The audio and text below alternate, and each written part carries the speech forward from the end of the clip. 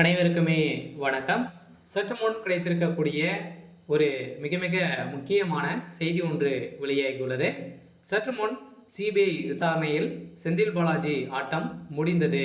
இது மாதிரி பார்த்தீங்கன்னா செய்திகள் வெளியாகிருக்கு. சதுரடி அனைவருக்குமே தெரியும். கரூர் வழக்கின் மூலமாக பார்த்தீங்கன்னா கரூரில் விஜய் அவர்கள் பிரச்சாரத்தில் ஈடுபட்டும் போது 39 உயிருக்கு மேலே பார்த்தீங்கன்னா அங்கே உயிரிழந்த சம்பவம் பெரும் பரபரப்பை ஏற்படுத்தியிருந்தது. ஸோ இதைத் தொடர்ந்து பார்த்தீங்கன்னா அதிரடியாக இது மீது விஜய் அவர்கள் மீதும் அதேமாதிரி தாவேகா மீதும் பார்த்தீங்கன்னா வழக்கு பதிவு செஞ்சுருந்தாங்க. இந்த வழக்கை எதிர்த்து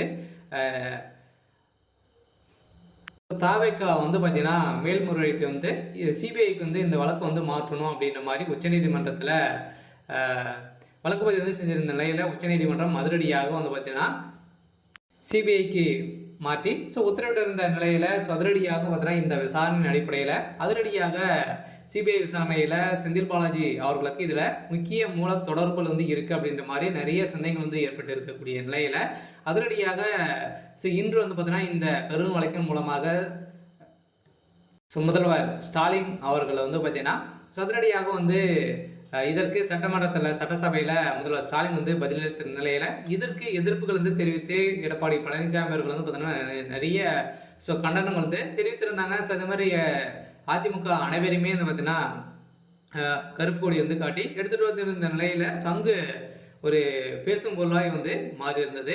இதைத் தொடர்ந்து கரூர் நெரிசல் சம்பவத்தின் அடிப்படையில் இது குறித்து ஓய்வு பெற்ற உச்சநீதிமன்ற நீதிபதியின் கண்காணிப்பில் கீழ் சிபிஐ விசாரணைக்கு இந்திய உச்சநீதிமன்றம் உத்தரவிட்டுள்ள நிலையில் இது ஆளும் திமுக அரசுக்கு எந்த அளவுக்கு பாதிப்பை ஏற்படுத்தும். அதே மாதிரி கரூர் கூட்ட நெரிசல் சம்பவத்தின் சிறப்பு புலனாய்வு குழு விசாரணையை எதிர்த்து தமிழக வெற்றி கழகம் உள்ளிட்டோர் தொடர்ந்து இந்த வழக்கில் விசாரணையை பார்த்தீங்கன்னா மத்திய புலனாய்வு குழு விசாரிக்க வேண்டும் என்று இந்திய உச்சநீதிமன்றத்தில் உத்தரவிட்டிருந்த நிலையில் இதில் ஓய்வு பெற்ற நீதிபதி அஜய் ரஸ்டோகி தலைமையிலான 3 பேர் குழு கொண்ட குழு பார்த்தீங்கன்னா அமைக்கப்பட்டிருக்கு.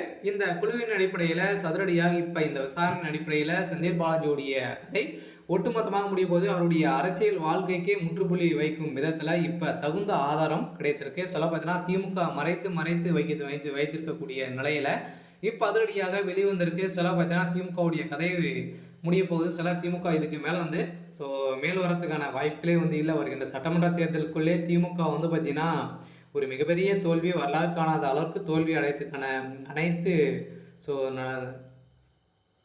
சம்பவமே நடந்திருக்கு. இருந்தாலுமே என்ன நடக்க போகுது அப்படின்றத வெயிட் பண்ணி பார்க்கலாம். இது மாதிரி செய்திகளை தெரிஞ்சுக்கணும் அப்படின்னா மறக்காமல் நம்முடைய சேனலை சப்ஸ்கிரைப் பண்ணி சப்போர்ட் பண்ணுங்கள். தேங்க்யூ.